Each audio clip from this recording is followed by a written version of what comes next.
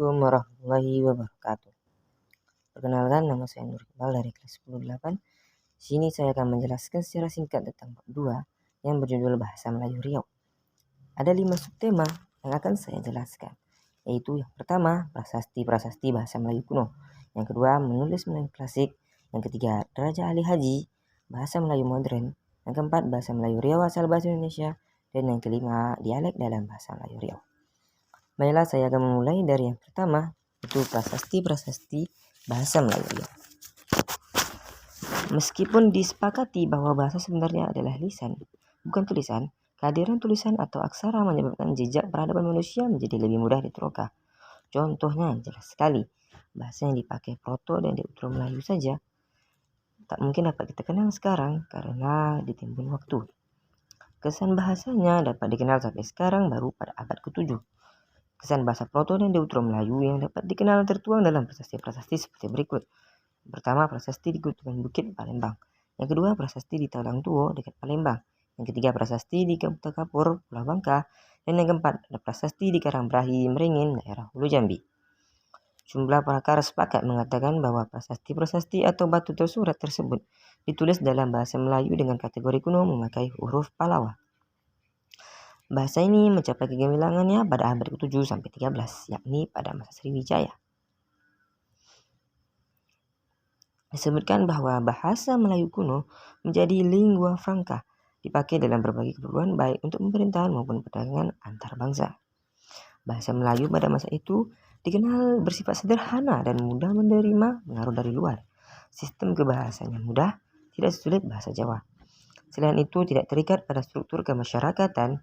Hal penting juga dari bahasa ini adalah banyak dipengaruhi bahasa Sanskrit baik dari sistemnya, apalagi pembendaharaan kosakata seiringan dengan pengaruh agama Hindu. Berdasarkan teks-teks yang ada, para sarjana menyebutkan ciri-ciri bahasa Melayu kuno adalah sebagai berikut. Yang pertama, penuh dengan kata-kata pinjaman Sanskrit. Yang kedua, susunan kalimat diterangkan terletak di belakang yang menerangkan.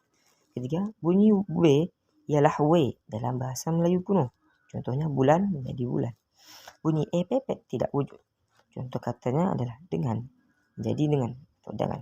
Awalan ber ialah mar dalam bahasa Melayu kuno. Contohnya berlepas menjadi berlepas.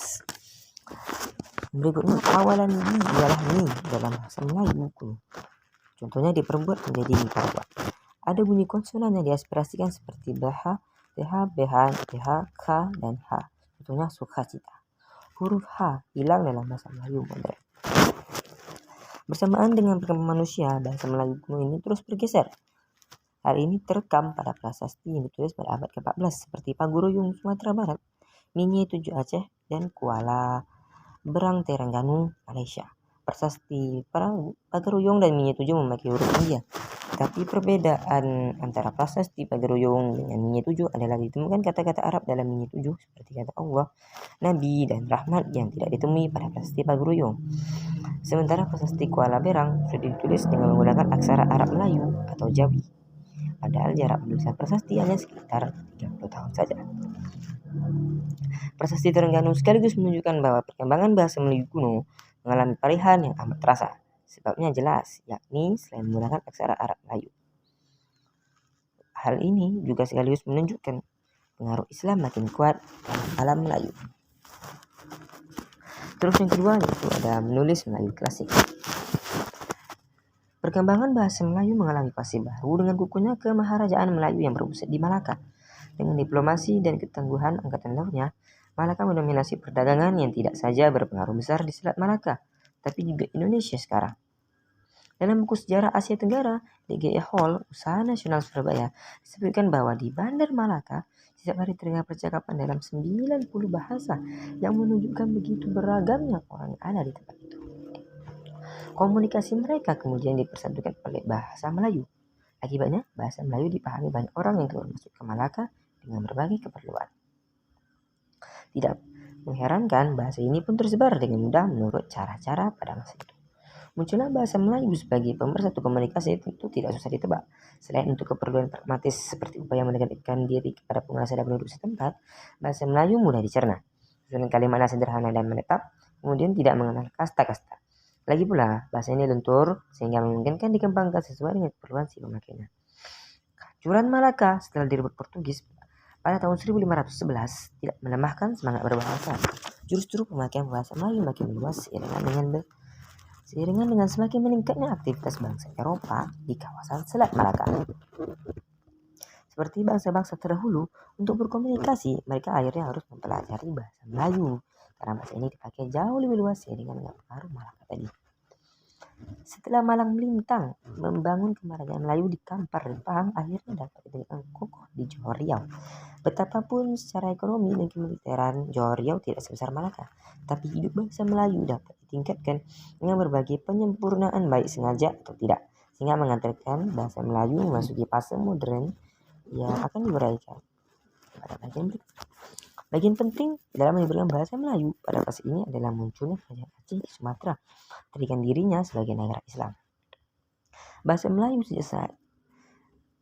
yang sejak pada masa kuno sudah menyerap bahasa Arab dan semakin tumbuh setelah Islam menjadi agama sultanan, tidak lagi hanya oleh masyarakat dengan sendirinya terpilih sebagai bahasa utama. Apalagi setelah kejatuhan Malaka ke tangan Portugis, para cerdik pandai Malaka banyak dibawa ke Aceh untuk mengenali Aceh. Seperti hal ketika memperkatakan bukti bahasa Melayu kuno, keberadaan bahasa Melayu klasik juga dapat diperlihatkan melalui bukti-bukti tertulis. Masyarakat Melayu terkesan sebagai masyarakat yang sudah gemar menulis. Inilah yang membedakan perkembangan bahasa Melayu kuno dengan bahasa Melayu klasik terlepas dari apapun sebabnya. Dari bukti-bukti yang ada dapat ditarik kesimpulan bahwa ciri-ciri bahasa Melayu klasik adalah sebagai berikut. Pertama, banyak menyerap kosakata Arab. Yang kedua, menggunakan aksara Arab. 3, kalimatnya panjang-panjang berulang dan berkali-kali. 4, banyak menggunakan kalimat pasif. Yang kelima, menggunakan bahasa istana. Yang keenam, kosakata klasik. Yang ketujuh, banyak menggunakan pangkal kalimat seperti sebermula, al-kisah, hatta, dan adapun. 8, banyak menggunakan kalimat sungsang. Dan yang kesembilan, banyak menggunakan partikel pun dan lah.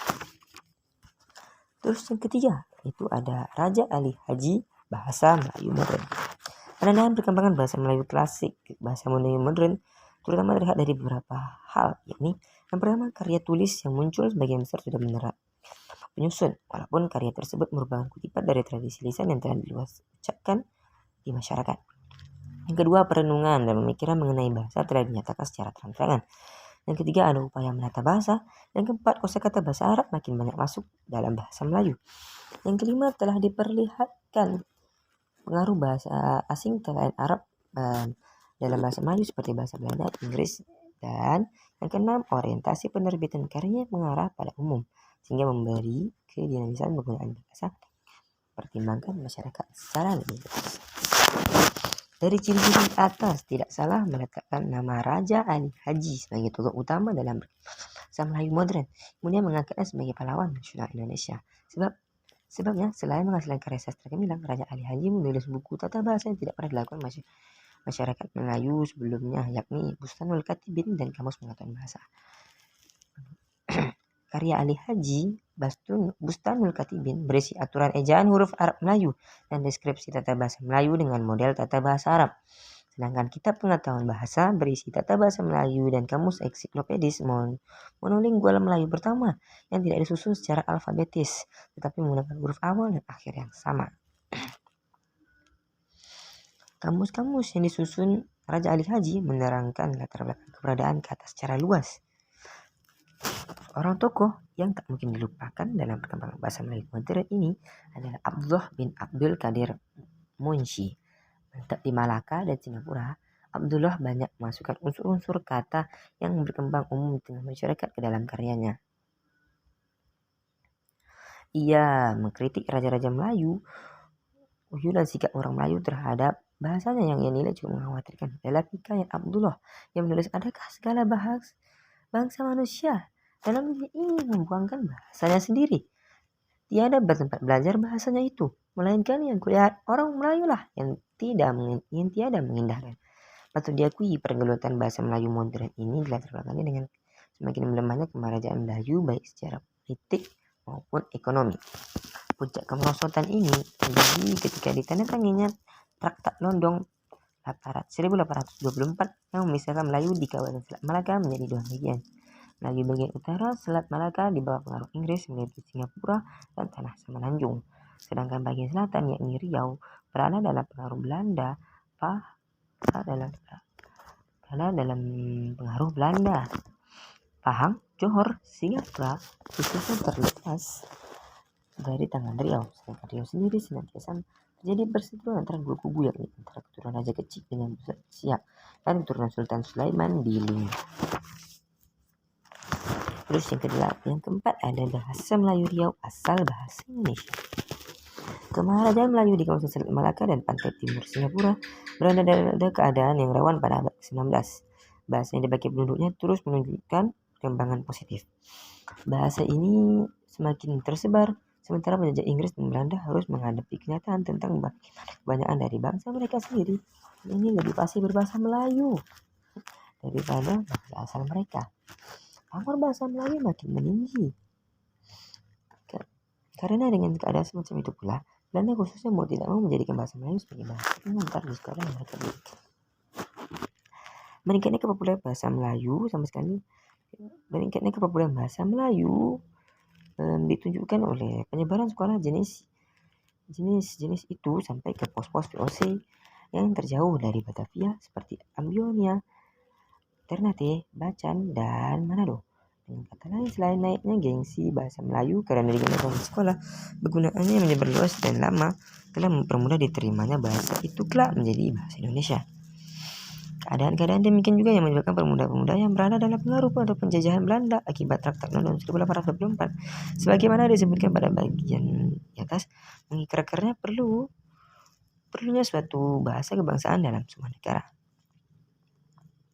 Pada tanggal 28 Oktober 1928, mereka menyatakan diri sebagai bangsa Indonesia dengan satu bahasa, yakni bahasa Melayu, yang kemudian disebutkan sebagai bahasa Indonesia.